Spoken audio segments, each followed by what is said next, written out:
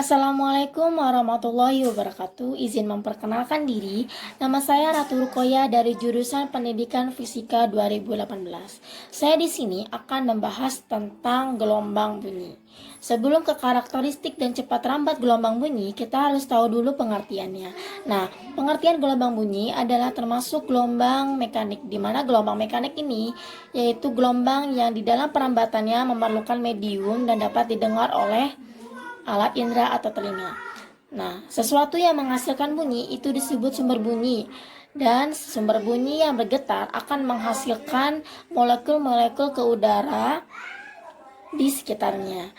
Misalnya pada sebuah HP di mana mode HP ini hanya bergetar, tidak ada nada dering, terus tiba-tiba ada notif di HP, lalu berbunyi dengan berbunyi dert, itu kenapa? Padahal mode HP-nya cuma hanya bergetar. Nah, suara itu dihasilkan oleh getaran HP kita. Nah, getaran ini dapat mengganggu dan menggetarkan udara di sekitarnya sehingga gangguan ini dapat merambat sampai ke telinga kita. Jadinya kita dapat mendengar bunyi kayak gitu ya. Jadi semakin besar sumber bunyi, maka semakin kuat bunyi itu akan terdengar, dan semakin jauh sumber bunyi maka bunyi itu akan semakin lemah. Terus medium tempat perambatan bunyi itu ada zat padat, zat cair, dan gas. Lanjut ke karakteristik gelombang bunyi. Nah, jadi tidak semua getaran itu menghasilkan gelombang bunyi. Ada getaran yang sangat halus atau frekuensinya rendah, itu tidak dapat didengar oleh telinga kita. Nah, ada berdasarkan frekuensi gelombang bunyi, yaitu ada infrasonik, audiosonik, dan ada ultrasonik. Nah, terus yang pertama itu tadi ada audiosonik ya. Audiosonik itu adalah gelombang bunyi yang dapat didengar oleh manusia, yang memiliki frekuensi yaitu 20.000 Hz. Terus ada infrasonik. Infrasonik itu gelombang bunyi yang tidak dapat didengar manusia, yang memiliki frekuensi di bawah 20 Hz. Contohnya jangkrik, anjing, angsa. Terus ada ultrasonik. Ultrasonik itu juga tidak dapat didengar oleh telinga manusia, yang memiliki frekuensi itu di atas 20.000 Hz. Contohnya yaitu kekelawar, lumba-lumba. Lanjut ada cepat rambat. Nah, di sini ada faktor-faktor yang mempengaruhinya. Yang pertama itu pada kerapatan partikel medium yang dilalui bunyi. Jadi semakin rapat susunan partikel medium, maka semakin cepat bunyi yang merambat. Nah, sehingga bunyi yang merambat paling cepat itu zat padat, ya. Terus yang kedua yaitu ada suhu mediumnya, di mana semakin panas suhunya yang dilalui, maka semakin cepat bunyi itu merambat. Lalu ada sifat atau ciri umumnya, yaitu dapat mengalami refraksi, dapat mengalami refleksi, dapat mengalami interferensi, dan dapat mengalami difraksi. Nah, refleksi itu ketika gelombang dapat memantul dari permukaan lalu kembali ke sumbernya. Contohnya suara kita lebih keras di dalam goa akibat pemantulan bunyi. Nah, terus yang kedua yaitu ada interferensi. Nah, interferensi itu dua sumber getar yang berbentuk bola atau sumber getar, yaitu berupa keping yang diberi dua celah di mana celah tersebut dianggap sebagai sumber getaran atau gelombangnya. Nah, contohnya pada saat kita ada dua suara, speaker 1 dan ada speaker 2. Lalu secara bersamaan speaker itu dapat terdengar di telinga kita, kayak gitu. Terus yang ketiga yaitu ada refraksi. Nah, kalau refraksi itu terjadi ketika gelombang itu melewati bidang batas dua medium, dengan dua medium yang berbeda ya. Terus misalnya bunyi petir lebih kencang di malam hari daripada ketika di siang hari, seperti itu. Kan itu ada dua medium yang beda. Nah, lalu ada difraksi. Difraksi itu peristiwa pelenturan gelombang ketika melewati suatu celah sempit. Nah, contohnya kita dapat mendengar suara orang di ruangan berbeda dan tertutup. Karena bunyi itu dapat melewati celah-celah sempitnya. Jadi atau juga misalnya gini deh. Apa sih namanya? Ada dua kamar yang berbeda. Nah, pada saat di kamar satu di sebelah dinding berteriak, itu di kamar sebelahnya juga akan terdengar. Nah, walaupun dinding itu diam, tapi suara itu dapat melewati celah-celah sempit. Seperti itu. Lalu ada rumus cepat rambat. Nah, di sini cepat rambat bunyi adalah jarak yang ditempuh oleh persatuan waktu. Nah, tadi apa?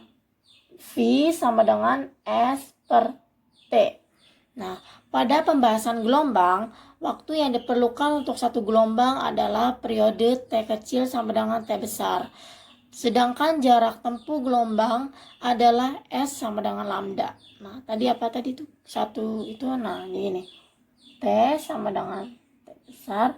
Terus ada jaraknya itu tadi lambda. Nah, kan tadi nih diubah dulu. Berarti kan V sama dengan lambda per T. Nah, di sini juga ada karena F sama dengan 1 per T besar, karena ini kan T besar ini. Nah, maka dibalik berarti kan kalau dibalik berarti sama dengan kalau misalnya nyari T itu 1 per F. Nah, di sini berarti lambda sama dengan maaf ya. Maksudnya V sama dengan lambda per 1 per F. Nah, karena ini seperti ini berarti lambdanya naik ya. Lambda, maaf, apa sih namanya? F-nya naik, berarti lambda kali F, kayak gitu. Jadi ini rumusnya. V sama dengan lambda kali F. Ini adalah rumus cepat rambat yang umumnya ya. Nah, seperti itu. Nah, terus karena bunyi itu kan termasuk gelombang mekanik. Nah, maka cepat rambat bunyi itu dia juga bakal berbeda di setiap mediumnya. Kan tadi medium ada apa aja? Zat padat, zat cair, dan gas. Nah, di sini ada zat padat. Nah, pertama itu ada zat padat. Ya, zat padat. Nah, kalau zat padat ini bergantung pada modulus Young-nya dan massa jenis zat padat. Modulus Young ya, kalau zat padat. Nah, modulus Young itu yaitu V akar modulus Young itu E per massa jenis. Ya, massa jenis. Nah, terus yang kedua yaitu ada zat cair. Nah, kalau zat cair itu cepat rambatnya itu bergantung pada modulus bulk ya. Modulus bulk itu B.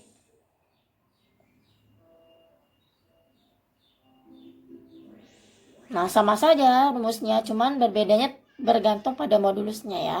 Nah, terus kalau misalnya gas, nah kalau misalnya gas itu bergantung pada suhu dan jenis gasnya. Nah, jadi pada suhunya ya. Nah, kalau gas itu rumusnya V sama dengan akar gamma RT per M. Ya. Nah, ini nih konstanta Laplace dan R-nya ini yaitu konstanta gas umum yaitu atau 8,3 ini ya. 8,315. Terus M-nya itu massa ya, massa molekul, dan T-nya ini suhu. Nah, seperti itu ya. Nah, terus lanjut ke contoh soal ya. Jika diketahui massa jenis besinya 8000 dan modulus elastik besinya sebesar 2 kali 10 pangkat 11, tentukan cepat rambat bunyi pada medium besi tersebut. Nah, tadi diketahuinya massa jenisnya 8000, terus modulusnya itu 2 kali 10 pangkat 11. Nah, modulus di sini E, kenapa? Karena besi itu termasuk zat padat ya. Nah, jadi rumusnya itu pakai rumus zat padat. Jadi V